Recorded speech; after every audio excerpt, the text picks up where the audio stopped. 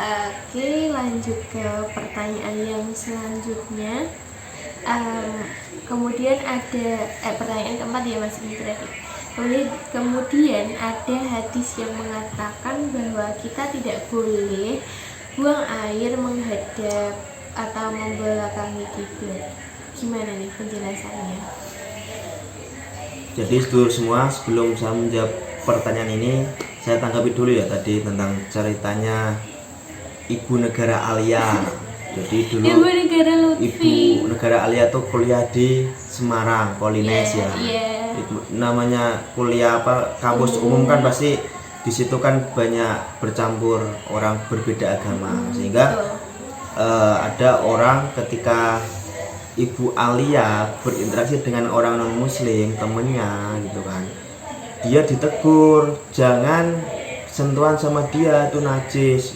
Itu kan pemahaman orang awam yang sangat dangkal banget, atau dia mungkin dapat info dari ustadznya yang juga awam dan menyesatkan. Nah itu, jadi mungkin dia dapat info atau dapat kajian dari ustadz yang itu ustadznya juga sama, ustadznya orang awam, nggak paham tentang fikih, nggak paham tentang istilahnya ilmu agama, hanya pahamnya terjemahan Al-Quran dan Sunnah. Itu membuat mereka akhirnya sesat gitu kan, salah informasi, misinformasi, padahal sama-sama dalilnya sama.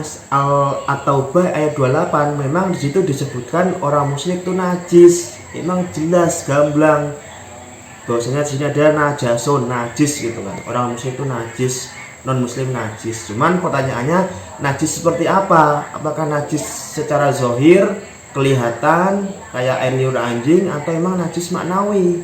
Ternyata para ulama semua sepakat itu adalah najis maknawi, artinya najis akidahnya tidak beriman pada Allah dan Rasulnya. Bukan najis secara zahir, gak boleh sentuh dia najis gitu, ntar harus membersihkan 7 kali dengan tanah dan sebagainya, itu enggak. Sehingga inilah yang buat orang awam itu tersesat. Karena apa?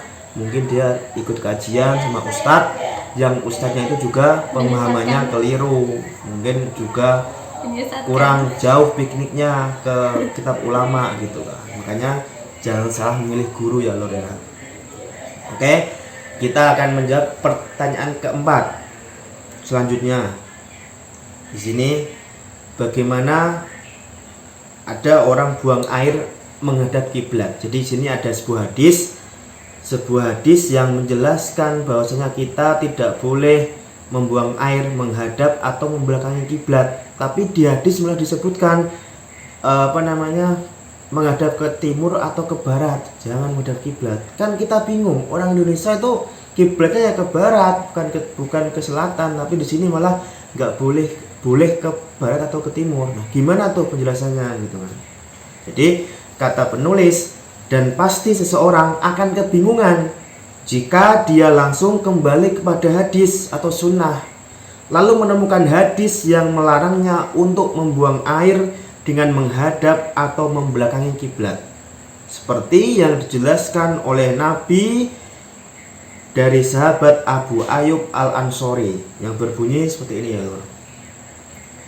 Idza ataitum al-ghaita fala tastaqbilul qiblata bi ghaitin wala baulin wala tastadbiruha walakin syarriku aw gharribu. Artinya, jika kalian masuk ke toilet, ke kamar mandi, janganlah kalian menghadap ke kiblat ketika buang air besar atau kecil, dan jangan juga membelakanginya. Akan tetapi menghadaplah ke timur atau ke barat. Hadis riwayat At-Tirmidzi. Nah, kemudian penulis memberikan sebuah statement. Loh, bagaimana ini gitu kan? Dilarang menghadap kiblat dan juga dilarang membelakanginya. Akan tetapi menghadap ke barat atau ke timur. Bagaimana bisa? Toh di Indonesia kalau kita menghadap timur itu berarti membelakangi kiblat. Kalau ke barat justru kita menghadap kiblat. Lalu menghadap mana mestinya jika kita buang air gitu kan? Jadi penulis melanjutkan, kalau hanya semangat kembali ke Al-Quran dan As-Sunnah itu tidak akan menyelesaikan masalah sama sekali. Kita akan mentok dan akhirnya bingung sendiri gitu ya loh. Iya, Jadi bingung. hadis ini tuh ada syarahnya, ada penjelasannya dari para ulama gitu kan. Maksudnya gimana? Kok kita nggak boleh buang air besar menghadap kiblat atau membelakanginya, tapi Nabi menyuruh untuk menghadap ke barat atau ke timur. Padahal di Indonesia kiblat itu ya ke barat gitu kan. Timur itu yang membelakanginya, membelakangi kiblat. Gimana penjelasannya gitu kan? Baca dulu, baca penjelasannya ulama gitu kan.